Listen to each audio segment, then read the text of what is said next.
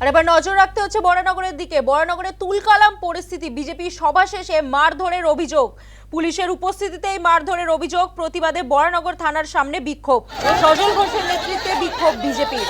ফের বরানগরে তুলকালাম পরিস্থিতি, বিজেপির সভা শেষে মারধরের অভিযোগ, পুলিশের উপস্থিতিতেই মারধরের অভিযোগ। প্রতিবাদে বরানগর থানার সামনে বিক্ষোভ, সজল ঘোষের নেতৃত্বে বিক্ষোভ বিজেপির। বরানগরে তুলকালাম পরিস্থিতি, বিজেপির সভা শেষে মারধরের অভিযোগ, পুলিশের উপস্থিতিতেই মারধরের অভিযোগ। প্রতিবাদে বরানগর থানার সামনে বিক্ষোভ, সজল ঘোষের নেতৃত্বে বিক্ষোভ বিজেপির। আক্রান্ত বিজেপি কর্মীদের কি বক্তব্য শোনাবো।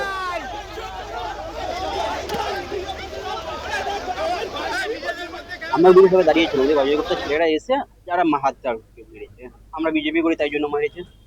ওদের বলছিল অনেক সময় ওরা মদ খেয়েছিল, কি সাহেব নামে কেউ ছেলে আছে, সে মদ খেয়েছিল। সে ভিড়ের মধ্যে একটা বিজয় গুপ্তা আছে, অজয় গুপ্তাকে ভাই আছে কি আছে জানি না, সে এসে ওদের ভিড়ের মধ্যে বন্দুক নিয়ে কেউ ছিল, যাকে এনার মাথার মধ্যে মেরেছিল, আমাকে মেরে সাইডে, পুলিশের সবাই সাইডে চলে গেছে। পুলিশের ভূমিকা কি বলবো? পুলিশের সামনে মেরেছে, পুলিশের সামনে পুলিশ সরে গেছে, ওদিক দিয়ে পুলিশ এসছে, পুলিশ সরে গেছে। কতটা আতঙ্ক, কতটা ভয় আছে? ভয় তো অনেকই আছে, গুন্ডা রাজ চালাচ্ছে অজয় গুপ্তা ওদিকে। বরানগরের বিজেপি প্রার্থী সজল ঘোষের কি অভিযোগ শুনুন। আমি শুনছি কোনো একটি তৃণমূলের ছেলে সম্ভবত এখানে ঢুকেছিল, স্বাভাবিকভাবে উত্তেজনার বশে যা যা হয় সেটা হয়েছে।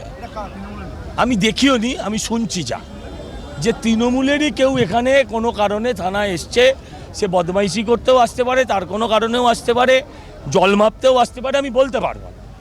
স্বাভাবিকভাবে উত্তেজনায় ছেলেরা আছে, তার উপর ঝাঁপিয়ে পড়েছিল, আমরা সরিয়ে দিয়েছি। তৃণমূল প্রার্থী সায়ন্তিকা বন্দ্যোপাধ্যায় কি বলছেন শোনাবো।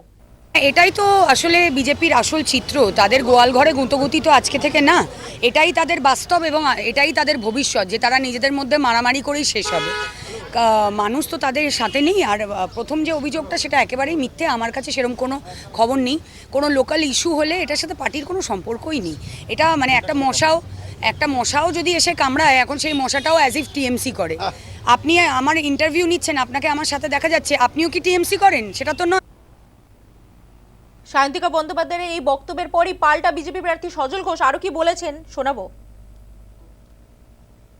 তৃণমূল নেতা অজয় গুপ্তা তার লোকজন সেই জায়গা থেকে লোক হচ্ছে না, তৃণমূল এর সঙ্গে জড়িত নয়। আচ্ছা ঠিক আছে, তাহলে জড়িত নয়। উনি যখন বলছেন, উনি তো মিথ্যাবাদী হতে পারেন না, ব্যানার্জি পরিবারের লোক।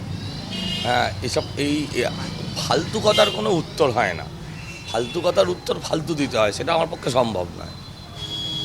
হ্যাঁ, আমাদের লোক হচ্ছে না তাই বলে মারপিট হচ্ছে, যখন অনুষ্ঠান শেষ হয়ে যাবার 1 ঘন্টা পরে। হ্যাঁ, পাঠিয়েছি তো, সিসিটিভি ফুটেজ পাঠিয়েছি তো। সত্যি তখন আমাদের লোক ছিল না, তখন তো মঞ্চ খোলা হচ্ছে।